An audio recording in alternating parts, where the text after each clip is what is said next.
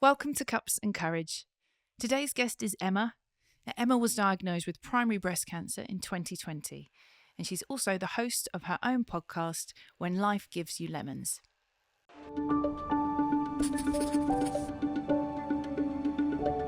Cups and Courage, the podcast. Hello, Emma. Hello. It's lovely to have you. Thank you for being here. Thank you for having me. I'm quite excited because actually I have listened to your podcast a lot of times. So it's really, it's a bit of an honour to actually sit here and interview you because I've listened to you interview other brilliant people. So I'm very excited. Thank you. Yeah, my podcast, When Life Gives You Lemons, Yes. the name, has given me lots of joy over the last few years. I was just telling you, I have now recorded 100 guests. Yeah, that's incredible. Yeah. That is incredible. So yeah, anyone listening, please listen to When Life Gives You Lemons because stories of resilience and it's brilliant. Thank you. I'm also very excited about the biscuits you've brought. Okay, Don't be. Right, here we go. Cups and Courage barrel. Yes. I'm not lying. I say this sometimes, and I like biscuits a lot. I have a deep love for chocolate fingers. Okay, these. Excellent. I'm not going to have one right now. Thank you. It's too early Then for me. I'm going to have two. Okay, and But- I'm not apologising for it, Emma. I will have one after. Okay, absolutely. Don't worry. I'm going to pop them there. But I'm a simple girl, and that's why when you told me favourite biscuits, I went into the supermarket. I was like, how can you go beyond a chocolate finger? Yeah, these are, big fan. Thank you. Okay, so I'm going to eat my chocolate finger and I'm going to ask you our next traditional kind of question here. Emma, what's your own definition of courage? It's a nice, gentle question to start Yes. with, to warm me up. Yeah. Courage. I think courage is like an inner power to face things that are challenging despite still having fear. So not without the fear, but despite the fear. But it's just facing things head on. I like that. Does that work? All of it works.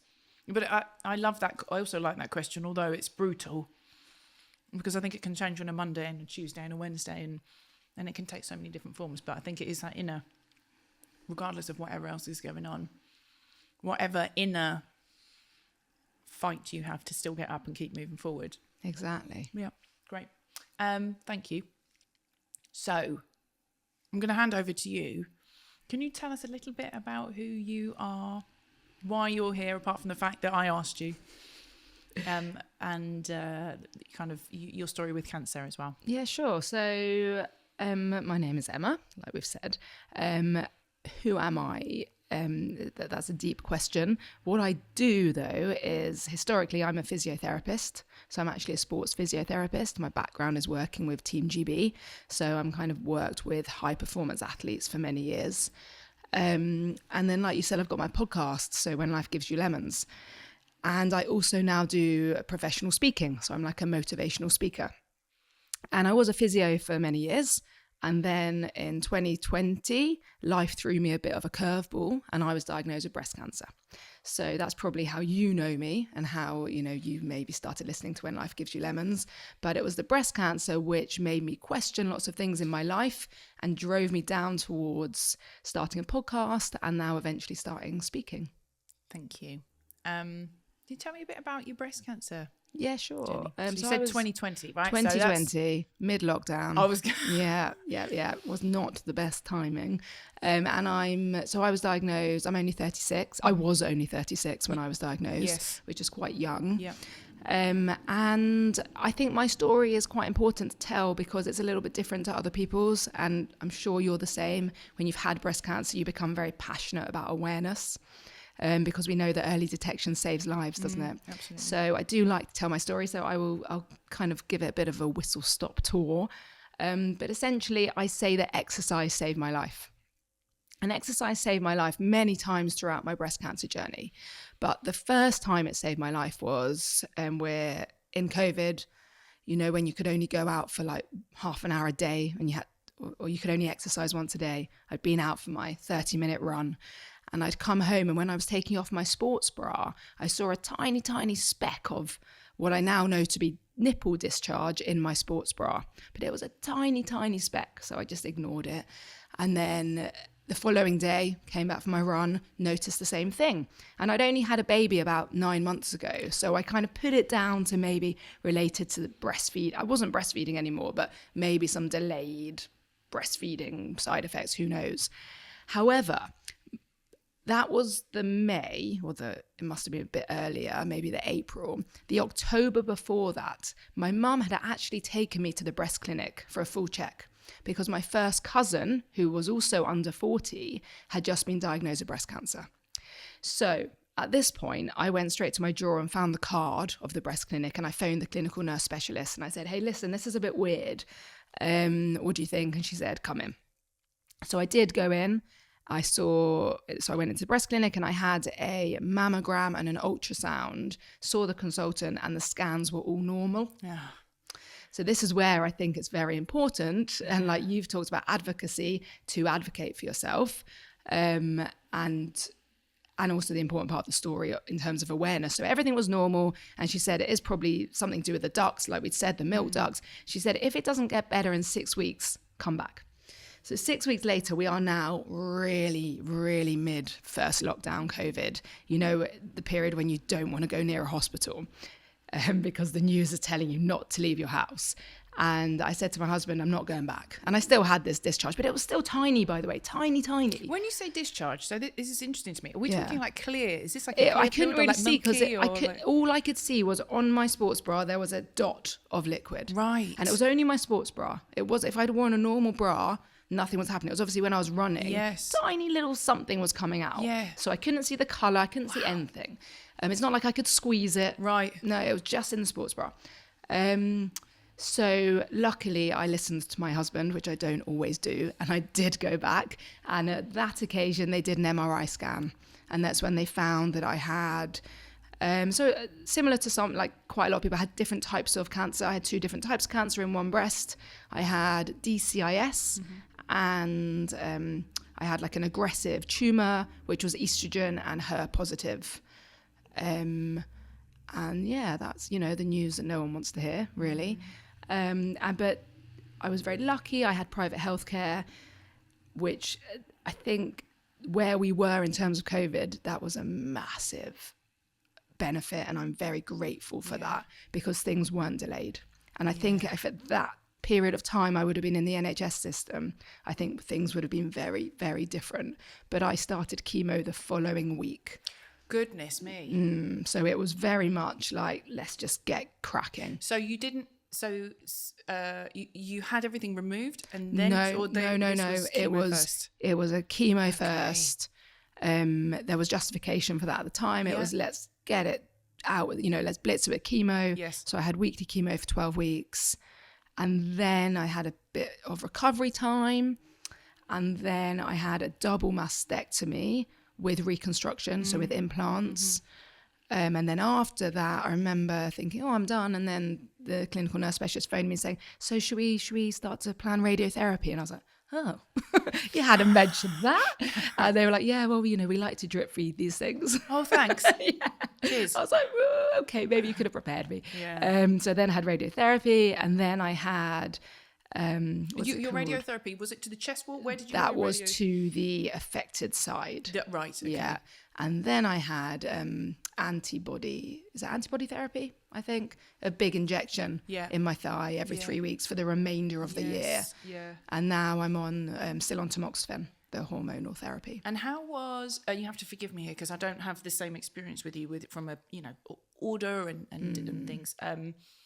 So you've had reconstruction with implants, and then you've had radiation. In my head, it is almost you do radiation before because of the impact of the implants, maybe? Yeah, so I remember that was considered. Like, should we not put the implants in until after? Right. But they went...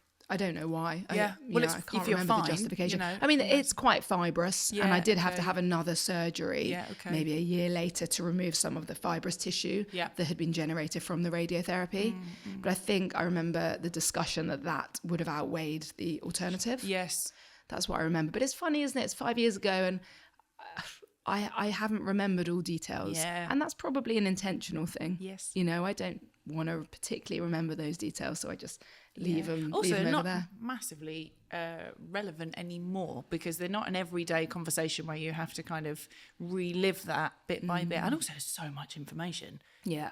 That's New why they drip information. feed it as well. Yeah. Because they say people are very intimidated if you say to them, right, you're going to have this, and this. Whereas actually, let's just do this, let's get it done, and then we'll move on to the next step. Yeah, and I also think that sometimes because pathways change quite quickly, the more investigation, and again, I have an NHS perspective rather than a private, so that might also play into it. But I know mine very much was it's just each gate. You get to each gate, and then you get the next bit of information. Whether that's intentional to make sure that you've got enough, about you to take the information in, or actually you have to wait for the MDT, and the MDT they're discussing, and they actually don't have the answers for you just yet, because they need to make sure that they're consulting each other and peer checking and all of that stuff. Yeah, you're absolutely correct. And also, it depends, because if they take out the lymph nodes in the surgery, depending on what they saw, the pathway would have changed. Yeah, absolutely. So you're right. You're given that bit there and then, and then you don't know what's to come. Okay.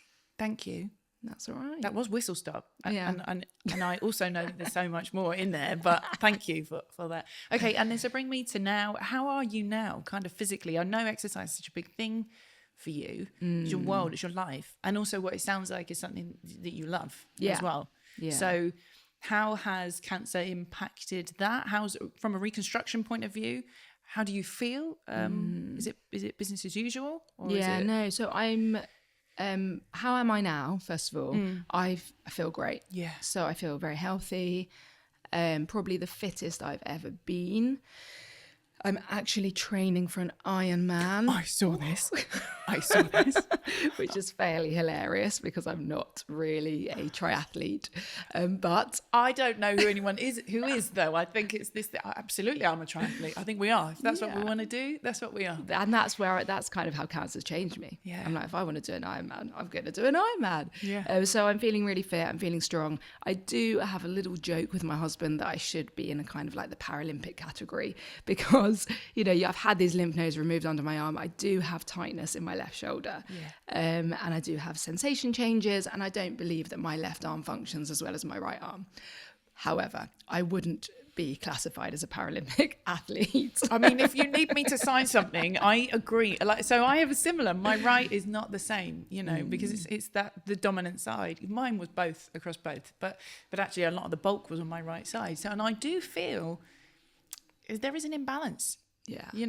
So... Well, I understand that physically as well, because as a physiotherapist, I know exactly what's happened. Yeah. So I know that my lats have been like blasted with radiotherapy, and therefore those lats are not working as good as my right side. I know that. And so when I'm swimming, when this arm gets fatigued, I know it's that my lats are just saying, nah. Do you think that... Sorry, I'm asking a physio question now because I'm interested.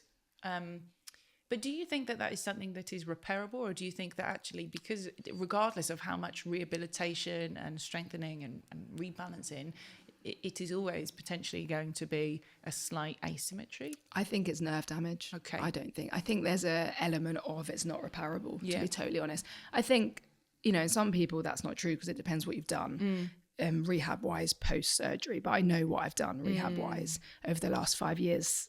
And I'm pretty sure I can't get beyond where I am now. Yeah. But I was obviously, as a physio, I was on those exercises from day one. Yeah. But like you said, I'm very into exercise. So I found exercise throughout my cancer genuinely saved me because it was the one time that I could control something in a very uncontrollable period. Yeah. So I could decide if I wanted to go for a run that day. And so throughout chemo, I knew my cycle. I knew how I'd feel. I knew the day after chemo, I'd still be on a bit of a steroid high. So that'd be a great day to go for a run.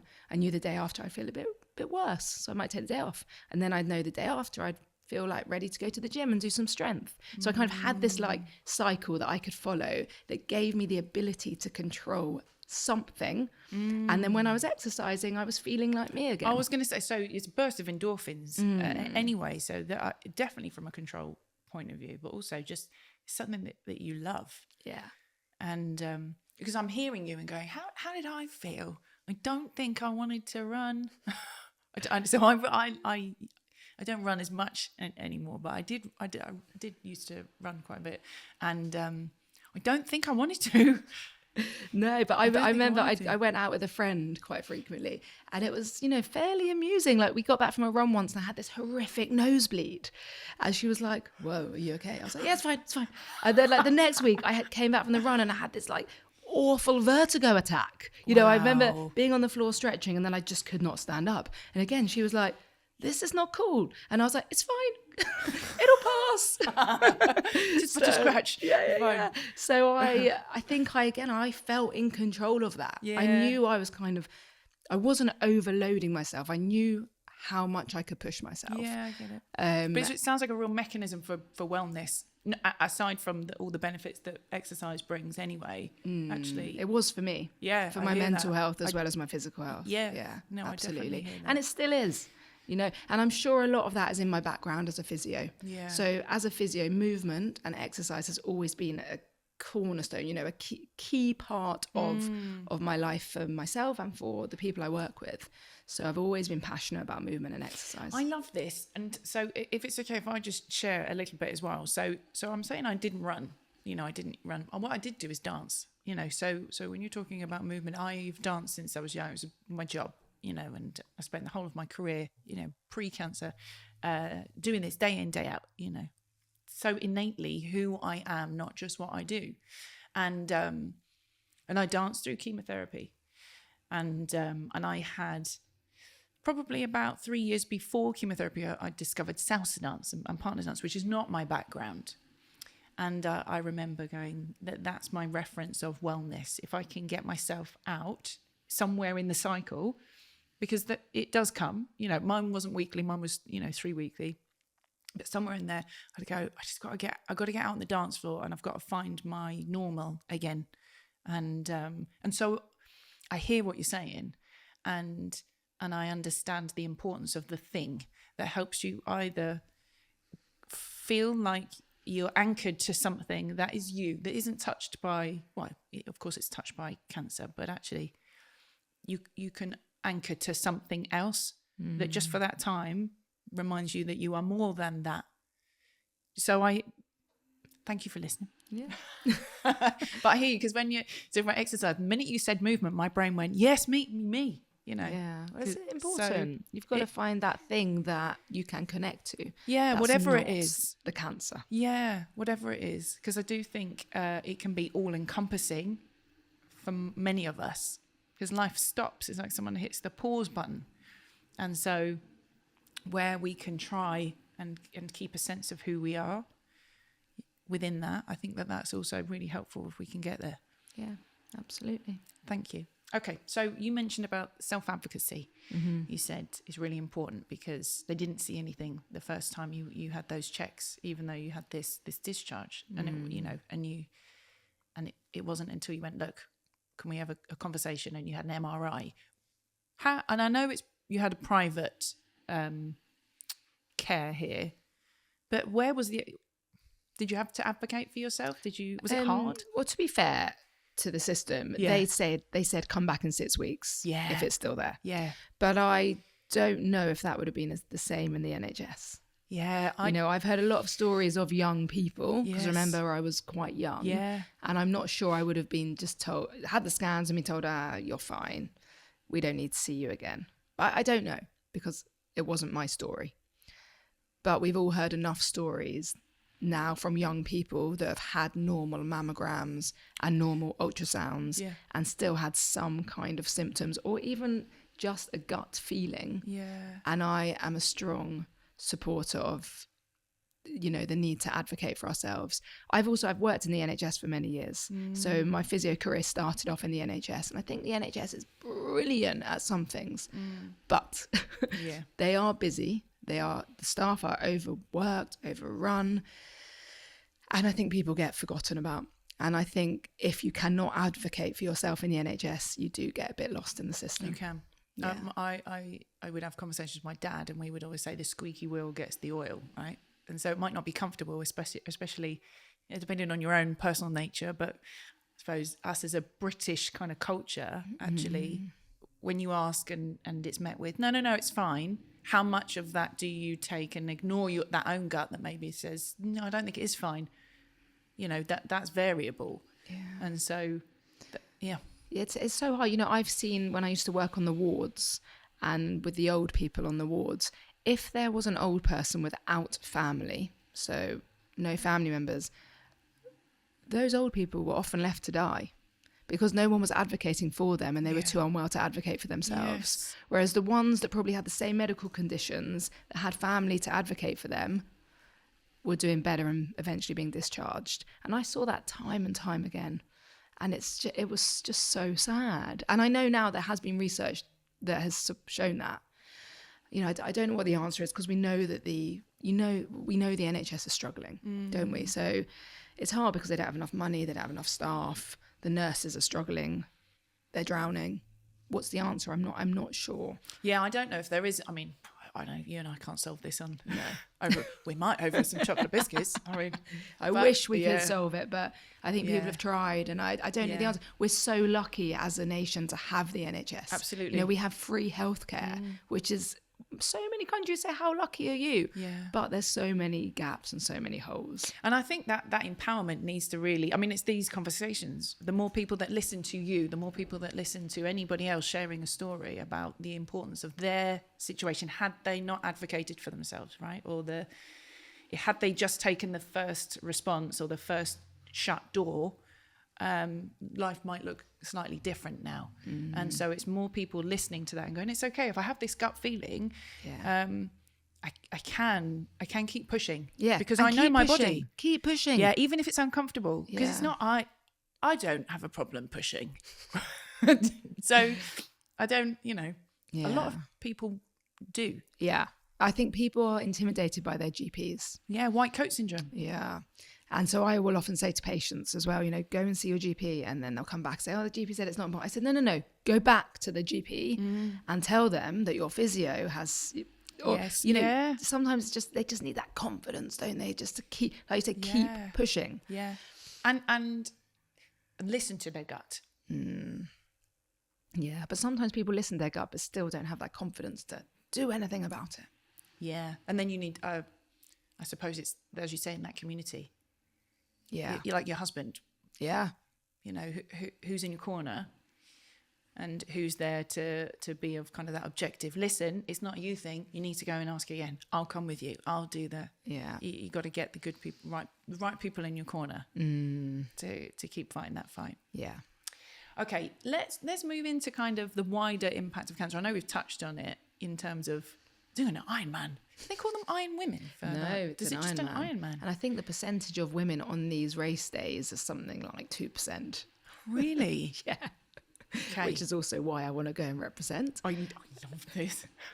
And show that a 40-plus woman who has had cancer can still complete an Ironman. So the wider impact of cancer is you've gone, no. You can't tell me what I can and can't do. I have walked this planet and got this far. I haven't come this far to come this far. And so Ironman, what's changed? If you think about you pre-cancer and you now. An awful lot has changed. Where to start, I suppose. When I do my speaking, I talk about what I've learnt since going through cancer, but it's also not what I've learned from myself, but what I've learned from the podcast and from speaking to the 100 of other inspirational people who have been through adversity but come back stronger. So what have I learned and taken from all those people? I suppose, we don't have time for me to touch on all of them, but a few key ones. It's really made me question my values. So what does living mean to me? What is important to me? So I try and take enjoyment out of everything I do. And if I'm not enjoying something, then I try not to do it. And that's a hard one, but it's quite important. Is it hard because the old you wouldn't have put those boundaries in? The old me would have just done stuff, just because it was expected of me. Whereas now, if I don't enjoy it, I won't do it. So that's an important value to me. Also, is important being with my family and friends. I take a lot of support and enjoyment from being surrounded by the people that I love. I enjoy having fun, making sure that you still schedule in time to have fun and enjoy life. It's not all serious. I enjoy challenging my body through physical challenges and also challenging my mind through discussions. So by kind of reconsidering my values, it just maybe helped channel me a little bit into what I'm doing day to day. So that is what drove me into the podcast. Yes. Okay, let's talk about that then. Okay, so Yeah. because we mentioned if diagnosis was in 2020, the podcast has been going for... so I think we started in, I always get the dates wrong, it was about 2023. right. So obviously, what's the link there? So the link is that it's quite a funny story. When I was growing up, I was either going to be a radio presenter or a physio. Ta-da! I remember going to the careers talk and speaking to the radio presenters and speaking to the physios and being like, what should I do? And I chose physio. Yeah. But I always kind of had this passion for talking. Yeah. And so when I started to question everything, and I also I discovered podcasts during chemo. So during chemo, I was all alone because of COVID. So we weren't allowed visitors on the ward. So I would put my headphones in and I would literally listen to podcasts for 8-10 hours. And I had never listened to a podcast prior to starting chemotherapy. And I realized that podcasts, we can really learn from them. We can really be inspired from them. We can be entertained. And I thought, hey, I used to want to kind of do this kind of thing. Maybe I should start a podcast. And then I had this other thing. Was through chemo? It was when the seed was planted. And then I was like, oh, hang on, I'm a physio. I can't do a podcast. I'm not a creative person. And then I really did use that time to kind of self-reflect. And I was watching loads of TED Talks and I was learning all about the importance of creativity. And I was thinking, I don't do very much of that. But I'd really like to start a podcast. And I started kind of telling one of my friends this. And we used to walk together a lot when I was recovering. And she was like, why don't you just do it? I was like, whoa. Hang on a minute. Oh, yeah. She was like, well, why not? And I was like, oh, yeah, okay, yeah. Cool. So, isn't that interesting? Yeah. That almost permission. Oh, I needed that permission. Yeah. Big time. She was also on board at the beginning. So she was kind of involved and helping me. And it just really gave me that confidence and that permission to go down a totally separate route. So I started the podcast and I think it was February 23. And I just absolutely loved it. I loved meeting interesting people. I loved hearing their stories. I loved learning from them. And I started to believe that I felt like I had a place in the podcast world. And then over the last 2 years, I won an award last year, which just filled me with such joy because I won Best Health and Wellness Podcast at the Independent Podcast Awards. Can I high five you? Is that appropriate? Thanks, Boo. Yeah. But that was like recognition for this podcast world. You put it all out and you don't get much back. You don't really know if people are taking anything from it. You get the odd email and you get the odd review, but actually that meant the world to me. And so without cancer, would I have done the podcast? Who knows, but potentially not. So I can thank my breast cancer for that. And then, like I said, I've now taken one step further into the speaking world because I thought, well, I can speak to a microphone. I love speaking to a microphone. Why don't I go out and speak to audiences and also try and share the messages of what I've learned? Because I wish that everyone wouldn't have to go through what we've been through without learning what we've learned. So actually, if I can try and share those messages and just plant the seed in people's head. And it's like a springboard, isn't it? Because like the seed, and then it allows people to go off and figure out what that means for them. Exactly. And what life looks like and reevaluating and reassessing and just questioning things. Questioning today, is it as relevant today as it was 10 years ago? Am I still the same person? What's changed? Yeah. Because we don't have to have cancer to have that, although cancer gives it a little bit of a steady helping hand. A little bit of a nudge in the right direction. Yeah, absolutely. But just going back to the things I've learned, because one of the main things that I like to talk about is being present. Okay. Being where my feet are. Yeah. Because I definitely didn't used to do that. I used to always be looking ahead. Well, what am I doing next summer? What job do I want to do next? And where am I trying to get to?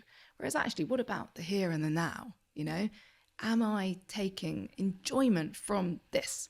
Am I sitting here in the podcast studio and feeling an appreciation for it? Well, absolutely. But if I was sat here thinking about, well, what I've got to do this afternoon, I wouldn't be taking that same enjoyment from this process. So I really try and stay where my feet are now. There's a I use that in a work setting. It's the law of 2 feet. So wherever you are, be wherever you are. And if you're not here, go where your feet need to go. But be where you are, you know.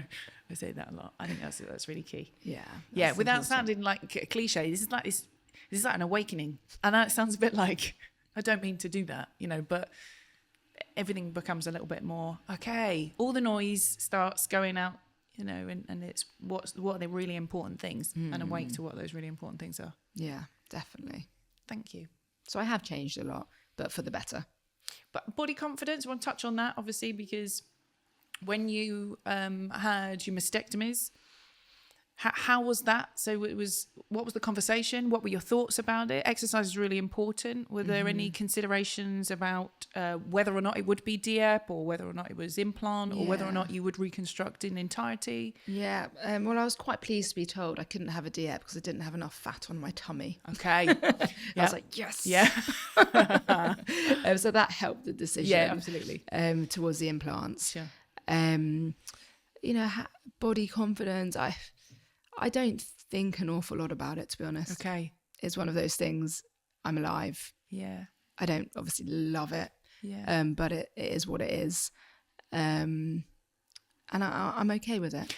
Also, I suppose, given what you do and the importance of exercise, I suppose, I don't want to project on you, but my experience is it's more about what my body can do, what my body can continue to do, rather than the focus on what it looks like. It doesn't mean I'm oblivious to those feelings about how my body looks, you know, but actually the priority is what it can still do. Exactly. You know, so maybe, I don't know, given the nature of your work. So I'm still, that's part of being grateful that my body can still do everything I need and want it to do. I remember making a joke that my boobs were going to be a bit more less bouncy, so that's going to help me when I run. Sure. You know, which is true. Yeah. Yeah. You know, so there's a positive. Did you get nipple there. reconstructions? No, I got nipple tattoos. Okay. Which are an amazing thing. I didn't know that was a thing, but they really do look real. Are they 3D? Yeah. Without me asking to have a look, I won't. Right? They are 3D. But they're wow. So because I had a thing that if I was like in a changing room at a gym, yes, you know, I wanted, if I was getting changed, someone to see me from afar and not think, oh, that's weird, why has she not got nipples? Yes. If you now saw me across a changing room, you would think they are real nipples. That's the only time for me that I am acutely aware of not having breasts. If I've gone swimming and I'm changing in the changing room, because it's the thing that doesn't look as normal. Same if you don't have nipples, it's the thing that is not what we grew up with as normal. Same as if you just have scars and you know, no breast forms, it doesn't look normal. So it's there is an awareness there. Yeah, but we're getting better at that I as a think society. So. Did you see? Was it Marge Simpson had a single mastectomy? No, I think it was Marge Simpson has now only one boob. Okay, I think. Right. So stuff like that. Yeah, you know, it's kind of just a bit more out there, much more mainstream. Yeah, more mainstream. There's that runner on Instagram that runs topless. Louise, yeah. So people are seeing it a little bit more. Yeah. But yeah, I didn't want to seem abnormal. I get it. Whereas we are probably still a little bit abnormal, but yeah. And people do look, don't they? And that's fine. I think curiosity is a thing as well. Yeah. Right? I think it's okay to look because things are different. We look when things are different. That's normal human behaviour. It's I suppose it's the feelings and emotions that conjures up for us, which yeah, but I think I'm okay with it. Yeah, actually. And I don't know why or how I got there, but so in terms of, you know, if someone said, well, how? What's your advice? I don't know. But that presence, I think that, you know, that has got a lot to be thankful for. Because is it important to know why or how? If you want to. Yeah. But actually, is it going to inform or help you moving forward? Yeah. Well, only if you're writing a rule book in terms of how to feel more confident and positive, and that is a a self-discovery piece, which looks different for every single one of us. So I think the gratitude side of things has maybe helped. So I've learned about gratitude from my podcast guests. It wasn't something I didn't really ever think about actively, I don't think. When people were doing like gratitude journals, Yes. I would not have gone anywhere near that. But then I've met with people who have talked to me about the importance of gratitude, but appreciating the small things. Yeah. And also the need that you don't have to write it down. You can just think it. Yeah. So, I'm grateful to be drinking this cup of instant coffee. Or not.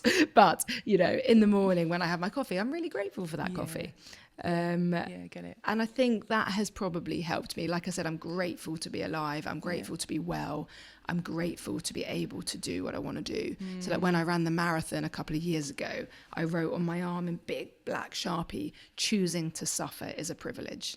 Wow. I am so lucky to have the privilege to be able to run that marathon, because there's so many people that can't do that. I get that. And I think that's how. So with the Ironman, I will have that written all over my body. Yes. Where is it? Where is the Ironman? It's in Frankfurt. Okay. Yeah. I was gonna maybe say I'll come and support, but I might not. So I'll just set the expectations. I'll send you pictures afterwards. Please do. Okay, so just, I suppose, bringing it all together, the reflective one is, we've been quite reflective in this actually, because it's the nature, your learnings, and how articulate you are about what you know to be true of you now, and sharing that. But if there was a little bit of a nugget of wisdom that you had to give someone who was right at the beginning, right, who said, he came to you and I ran, and I've got this little discharge in my, in my sports bra. I'm sure it's nothing, I kind of know what you were going to say here, but what is it? Well, it's just it's having the confidence, isn't it, to advocate for yourself. Go get things checked, get on it, and just be in the present. Don't think about what's next, because if you're just there, deal with what you need to deal with there and then you just move on to the next step, don't you? Absolutely. And I think, I found it really helpful when I read the quote, not why me, but what now? Oh, I haven't heard that. That was from Edith Egar, who was a Holocaust survivor, who then became a psychologist, and she's written a few books. And it's, don't ask why me, but ask what now? How can I use what I'm going through to better myself? Or how can I use what I'm going through to help other people around me? And I do try and think back to that quite a lot. So, where's the benefit in asking, why me? It's not going to help. But what can we do with that moving forward? That's much more productive and a bit of a control back. I've loved this conversation. Thank you. Thank you for being here. Thank you for bringing your chocolate biscuits. You have to have one in a minute. And I've got to go on a long interval run on the treadmill now, so I'll take a few of those. Oh, yes. To fuel me. Absolutely. And anybody else listening, When Life Gives You Lemons is a great podcast. So if you want to feel inspired, listen here and listen there. Yeah, so, thank you so much for having me. I've really enjoyed it. Brilliant. Thank you. Cups and Courage shares honest, personal stories of people affected by breast cancer. The views you hear are those of the guests and host and don't replace medical advice. If you're concerned about your health, please speak to a doctor or healthcare team.